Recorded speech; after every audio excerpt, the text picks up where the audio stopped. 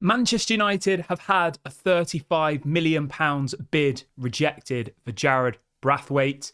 Mason Greenwood looking set to go out on loan with an obligation to buy, plus all of your latest transfer news as well. These are some of the topics we will be discussing on this morning's live show. But before we get into that, please do me one small favour. Smash a like on today's video. Let's try and see 200 likes on this morning's show. And if this is your first time watching, please do subscribe to the channel as well. I'll be live throughout the whole of the transfer window. I usually do a video in the morning, a video in the evening. And if anything breaks during the day, I do go live as well. So make sure you subscribe and get involved here on Daily Red Devil. Right. The news is just coming in thick and fast at the moment. So let's just jump straight into it. Let's start off by talking about Mason Greenwood. So Fabrizio Romano has come out in the last 24 hours and is reporting the following. He says Mason Greenwood could leave Manchester United on loan with an obligation to buy. He says talks have now taken place between Juventus and Manchester United. Now, I don't really see what benefit loaning out Mason Greenwood does for this transfer window, because we need money. We need funds. We need money to go and buy Michael Olise if we want to get Michael Olise. So I don't really see the logic in loaning him out. Like, either Juventus have got the money or they haven't. What does loaning him out for one season kind of benefit us? It doesn't. It just frustrates me that, you know, no matter who the player is, Man United always seem to really struggle to sell the big name players. When you look at other clubs, they seem to be able to do it a lot easier. Like Man City, right? I don't understand. They seem to sell all of their players for like crazy amounts of money, you know? And obviously people say, oh, they're up to no good and all the rest of it, but that's just hearsay, isn't it?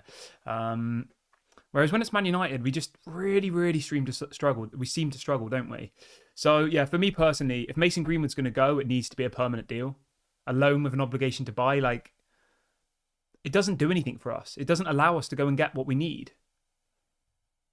So yeah, I wouldn't be particularly happy about that. But hopefully this is just part of the transfer process, you know, where Juventus will say we want to do a loan with an obligation to buy. Man United say no, we want a permanent sale, blah, blah, blah. And then eventually they'll get there, because the key thing is here, Juventus really want to sign Mason Greenwood, right? Manchester United really want to sell Mason Greenwood as well, which is also a really important detail. So I think a deal will happen. It's just, you know, it always does it like this. There'll be 2 or 3 weeks of back and forth. And in the end, I think they'll probably agree like a lower fee, maybe 20, 30 million with add-ons and stuff, with easy to achieve add-ons. I think it'll be something like that. But obviously we'll wait and see. And as soon as I get confirmation on what's going to happen with that, I'll let you know. But yeah, it does look like Mason Greenwood will be leaving. But at the moment, it's looking like it's going to be a loan with an obligation to buy, which, yeah, I've already said I don't think makes much sense. Everyone who's just joined the video as well, there is a poll running on the live part of the section. So the question I've got for you guys today is this. Who would you like to sign as centre-back this summer? So I've given you 4 options. If there's somebody else you want, then obviously you can say their name instead. But what I want you to do is get in the comment section of this video and let me know what player Manchester United should sign as their new centre-back.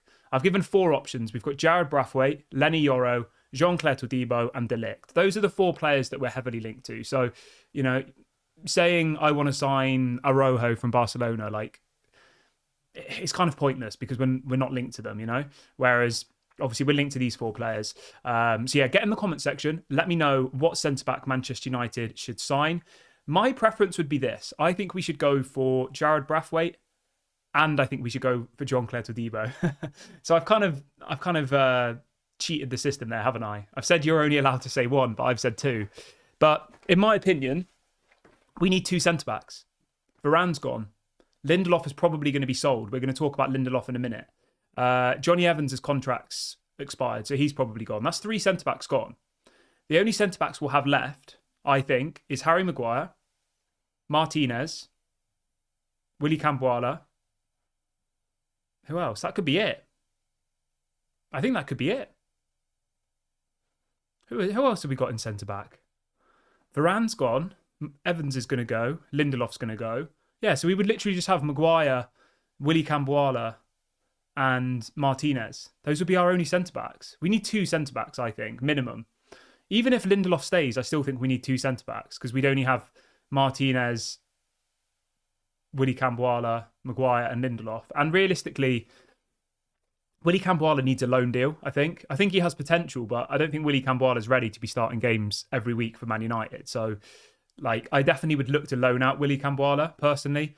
I'd let Johnny Evans go, probably, unless, you know, if he's happy to stay on a really small wage, then I think it's worth keeping him around, you know, 50k a week or something. But otherwise, I would let him go. Lindelof, apparently the news this morning on Lindelof is that Jose Mourinho wants to bring Victor Lindelof to Fenerbahce. Obviously, he's just become the manager there. Apparently, Fenerbahce have submitted a bid for Lindelof. So things are starting to happen, remember. The transfer window opened yesterday. So the transfer window's been open for about 24 hours now. Deals are starting to happen. Bids are starting to go in. And the news this morning is that apparently Fenerbahce have submitted a £7 million bid for Victor Lindelof. Now, what does everybody think about that? £7 million for Lindelof. Apparently, Man United want around 13, which I think is probably fair. 13 million for Lindelof, I would be really happy with that. I don't think he's very good, to be honest. I think he's too weak for the Premier League. He's not the fastest. He's okay on the ball. Like, I just don't think Lindelof's particularly amazing at anything. I think he's just average at lots of things. And he's on a lot of money. He's on around £140,000 a week, which is ridiculous, I think, for somebody who doesn't really play. And when he does play, I know, you know, the thing with Lindelof is the right mentality. He has the right, you know, he tries, he makes himself available, but I just don't think he's Manchester United quality. So for me personally, at the moment, Jose Mourinho's Fenerbahce have offered 7 million for him. We want 13. I reckon we'll probably end up selling him for about 10, which, you know, I cannot argue with that. I think 10 million is a perfectly fair fee. He turns 30 in a couple of weeks. He's only got 1 year left of his contract and he's on quite big wages. So I know some people in the chat are going to be like, oh, we should be getting 20 million for Lindelof, but you have to take all of the bits into the equation, right? You've got to look at how long his contract's got, 1 more year. You've got to look at his age, which is 30 in a couple of weeks. And you've got to look at also how much of an important player he is for the team, which he isn't really, being honest. So yeah, I would let Lindelof go. 13 million would be great, but I think 10 is probably fair. Everyone who's just joined the video, if you could do me a small favour and smash a like on today's video. We've got over 250 people watching the show live, which is incredible. If everyone hits the like button now, let's try and hit 200 likes. The more people that like the video, the more that YouTube will show it to other new people. It's a stupid system, but it's just how it works these days. So if everyone could drop a like, that would obviously be really appreciated, and it will put this video into new people and it will allow us to do bigger and better things in the future. So if you are able to do that, please do.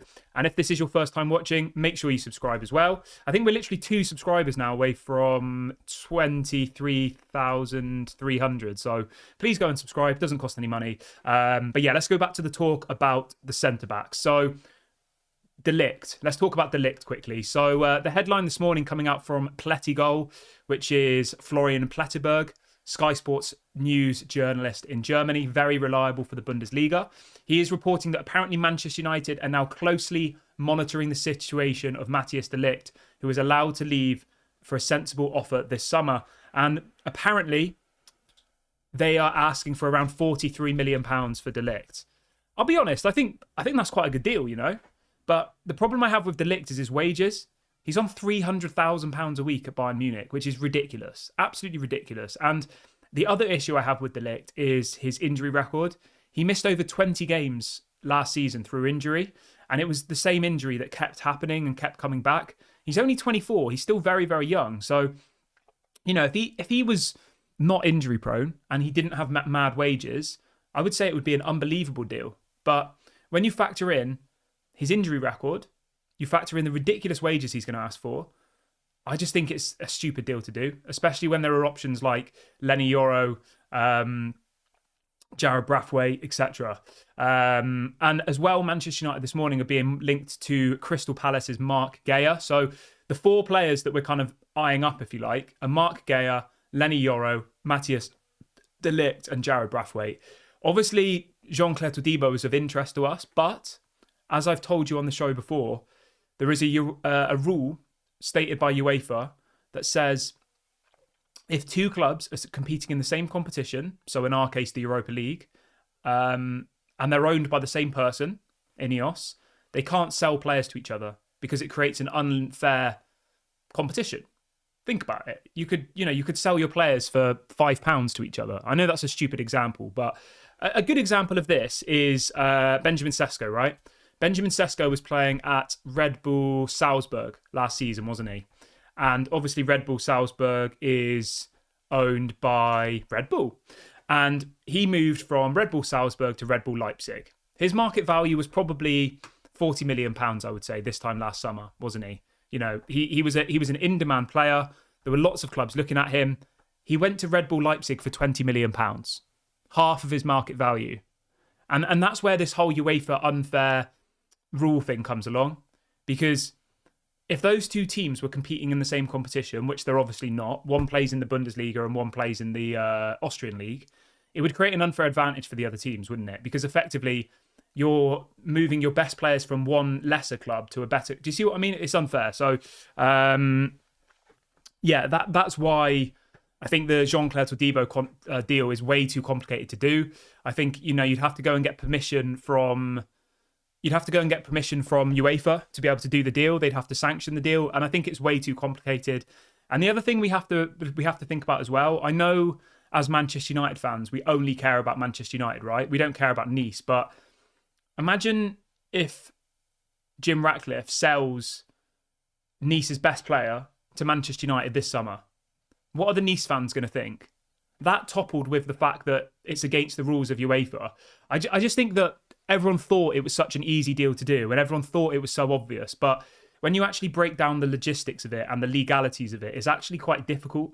I don't think Todibo will come to Manchester United personally. I think he's going to end up at Tottenham. That's what I've heard. But we'll wait and see what happens. Obviously, Ineos sponsor Tottenham as well. So there's some sort of relationship already there. Tottenham are competing in the... Actually, no, that couldn't work either because Tottenham are in the Europa League. So he can't go there.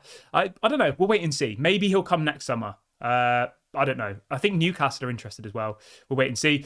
Big ups to Fred, who's just gifted 5 memberships to the Daily Red Devil Members Club. Absolute legend. Thank you so much for your support, my friend. Anybody who's been gifted a membership, make sure you say thank you to Fred in the comment section. And if you're wondering what this whole membership thing is, if you watch the videos live, you can... Sometimes people are gifting memberships. It's, you get your badge next to your name. You get some other things as well. You can hit the $ to do it. I think it costs like £1 a month. So if you're in a position to do it, please do. If you're not in a position to do it, that's obviously completely fine. I understand that, money is tough at the moment. So that's no problem. I don't want to put that pressure on people. But if you're not able to do it, obviously, please do subscribe and like the videos. Leave a comment. That really helps the algorithms. It really helps, all of that good stuff. So please do that. Right, let's move over to Jarrad Brathwaite then, because obviously this is a massive story. And this is coming out from David Ornstein, who, you know what, right? I think David Ornstein is my current tier 1 top journalist, I think. I know Fabrizio's like the trendy name. He's got his little catchphrase and all the rest of it. But I really like David Ornstein. I think he's a quality journalist. I think he never puts out fake stories, ever. He never puts out stories for the sake of it. He's very selective in what he puts out. He puts out, maybe 1 or 2 stories a day, whereas Fabrizio's just constantly tweeting and it's pretty much just regurgitating the same thing, like Man United are interested in Branthwaite and it's like, okay, we know that. But David Ornstein broke an exclusive last night. He said Manchester United have made an opening offer to sign Jarrad Brathwaite from Everton. It says Manchester United's bid is £35 million. It's been deemed unacceptable by Everton and has been rejected. It says Everton believe 21-year-old happy and would require much higher fee to consider sale. So I've had a bit of a deep dive into this bid, and apparently it was £35 million up front with £8 million in add-ons, taking the total deal to £43 million. I'll be honest, I think that is a little bit low for a 21-year-old who had a really good season for Everton, English as well. I know for most people that, we don't care what the nationality is, but for whatever reason, English players seem to be worth more. Just they have an English tax, don't they? I don't know why. I guess it's because we're playing in England. I don't know. Who knows? I honestly don't know actually why that is. That'll be an interesting thing to discover. Why are English players valued more than non-English players? It must be because they're playing in England, I guess. I don't know. But yeah, if anybody knows the answer to that question, let me know, because it is something I've always wondered. Like, imagine if Jarrad Brathwaite was from Morocco. He'd probably be worth like 20 million, the same player, wouldn't he? But because he's English and he's in the English national team and he's worth double the amount. I mean, Maguire's the biggest example of that. Maguire is probably, a 30, 40 million pound player. but we paid £80 million for him. Like, do you know what I mean? Like, it doesn't make any sense. But yeah, so a bid's gone in. I think we're going to end up paying around 50 million. I think that's my expectation. 50 million pounds plus add-ons. I think it will be there. We've offered 35. Everton wants 70.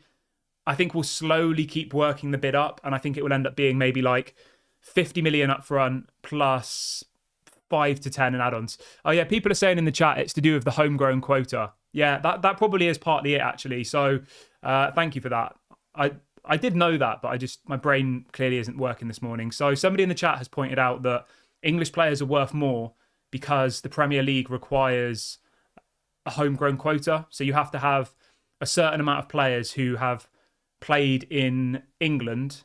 I think it's before the age of 19 or something. So Dallow's a homegrown player. Garnacho's a homegrown player. They don't actually have to be English though. They just have to have played, I think it's for 3 seasons before the age of 19. So obviously 99.9% of English players have played at youth level in the England, haven't they? So that's why I think. But yeah, Dallow's homegrown.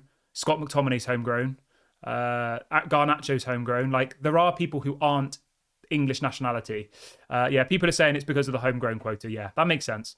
But yeah, to be honest, I really, really want us to get Jarrad Brathwaite. I think he's a quality player, Premier League experience. I think he has exactly the right attributes for what we need. But I think we need 2 centre-backs. I think we need him and Lenny Yoro, or him and De Ligt. My preference would be Lenny Yoro and Jarrad Brathwaite. That's what I would go and do if I was the directors of football of Man United. I would like to get Todibo, but as I said, I think the legalities around multi-club ownership thing, I think it would be difficult to do the deal because of the rules that effectively we'd be bending to be able to do it. And I just don't think we need to go down that path. I think we need to steer away from stuff like that. I think we need to, be above water. We don't want in 2 years' time people to be saying, oh, Todibo was sold to Man United unfairly. They didn't pay the correct market value. It created an unfair advantage. Like, we don't need that. We need to do stuff above board. We don't want to end up like Man City. So yeah, for me, Jarrad Brathwaite is the obvious option. Everton are obviously going to play hardball. Everton need money though. They're desperate for money. Yeah. Ed says, when was it made complicated to get Todibo? Well, I guess the moment we won the FA Cup final. No one expected us to win the FA Cup final, did they? No one expected us to be in the Europa League. Because we've been in, 7th, 8th place for the last few months. Remember, it's only 5th and 6th who get Europa League. And we finished 8th. So, and Nice finished in the Europa League position, that's the point. So, yeah, obviously, and if we'd finished in the Champions League, it would have been fine. If we'd finished 4th and Nice were in the Europa League, we could have done the deal. But because we're both in the same competition, like, imagine if we get drawn against Nice in the Europa League, which we could well do. It probably will happen. Because I think you play 8 different teams now in the group stage of the Europa League. Because there's no longer a group stage, is it? It's like a table, and you play each team once. You play 4 teams at home, 4 teams away, and you play 8 games in total. So the likelihood is we'll probably end up playing Nice in the Europa League, I imagine. And obviously, is there an unfair advantage then? Because, you've sold players from one club to the other. Has it weakened the other club and weakened the integrity of the competition? That's the argument. I'm just double checking that Nice, 99. Yeah, they finished 5th, so they're in the Europa League. Yeah, that's why. Let's see what people are saying in the comments quickly. Everybody wants Todibo and the vote, but unfortunately you can't have what isn't possible. So somebody says, I think we need 3 centre-backs. I mean, yeah, probably, mate, but I don't think we'll have the budget for 3. I think 2 is realistic. Like, if we got Lenny Yoro and Jarrad Brathwaite, that would be an incredible summer. Because then you'd have Martinez, Lenny Yoro, Branthwaite. You would have Winnie Kampuala. You'd have Luke Shaw, who can play as a centre-back as well. And then you could, in theory, sell Maguire and Lindelof and let Johnny Evans go. And you've still then got 5 centre-backs, which would be really, really good. So, yeah, I think for me, the minimum is 2 centre-backs. And then I think, yeah. What else have we got? Fred says, isn't Sir Jim Ratcliffe going to sell Nice? Yeah, maybe, mate. There are stories saying that he will, but that could take a long time. Like, that could take years, realistically. Like, we saw how long it took for Manchester United to be part sold, you know? Malp says Joao Neves is the guy we need. Yeah, mate, Joao Neves is unbelievable. I'm going to say this now, actually, right? And I want you guys to get involved in this. Let's say we sign 5 players this summer, okay? Let me know in the comment section who your 5 players are. I'll run through mine. I'm going for Lenny Yoro, Jared Brathwaite. So we're talking 50 million for Branthwaite, 50 million for Lenny Yoro, okay? I'm getting Xerxes, 34 million release clause. That's up to 134 million now. I'm getting the left back from Bournemouth. I can't remember his name, but the guy from Bournemouth at left back, I think he's about 20 million. So that's 155 million for 4 players. And then I'm getting Joao Neves, 100 million off of them. 250 million that would be for 5 players, right? And then sell Casemiro, sell Greenwood, sell Sancho, sell Donny, sell Maguire, sell Lindelof, sell Wan-Bissaka. Who else would I sell? Try and sell Anthony. Let Varane go, let Martial go, Johnny Evans go, sell Casemiro. Like, we could easily do that. So my 5 players would be Joao Neves. It's Kerkeres is the guy, left back from Bournemouth. Kerkeres is left back. Joao Neves at centre mid. Lenny Yoro and Branthwaite as the 2 centre backs, and then Xerxes as the striker. And I honestly think that all 5 of those players would get into our team, into the first team, like genuinely. Akash has done a super chat. He says, I want to see Manchester United take advantage of Everton's situation. Mate, yeah, for sure. So thank you for the super chat, by the way, my friend. Really, really appreciate that. But yeah, I agree with you definitely, mate. Like, the only thing we need to be aware of is that Everton only need to sell 1 player, okay? And the news I got last night is that apparently Arsenal are interested in signing Amadou Onana, which could completely mess this up for us. Because if Arsenal get Amadou Onana, then Everton won't need to sell Branthwaite. And if they don't need to sell him, then they can effectively ask for whatever money they want. And either we pay it or they don't sell him. Whereas at the moment, they can say, oh, we want 80 million, but we know they need to sell a player. Because if they don't, they're going to be deducted points. They've got to sell a player by the 30th of June. Otherwise, next season, they will start with a points deduction because they've completely messed their finances up. So Arsenal could really, really mess this up for us, to be honest. But we'll wait and see what happens. I mean, at the moment, we are way more advanced in this deal for Branthwaite than Arsenal are with Amadou Onana. I think they've just inquired with Everton, whereas we've actually submitted bids. We've agreed contracts. You know, like, we're quite far down the line with this Branthwaite deal, whereas at the moment, there's multiple clubs talking to Amadou Onana. I mean, we might even be talking to Amadou Onana, you know? We might be saying to Everton, we'll buy both of them for 100 million or something.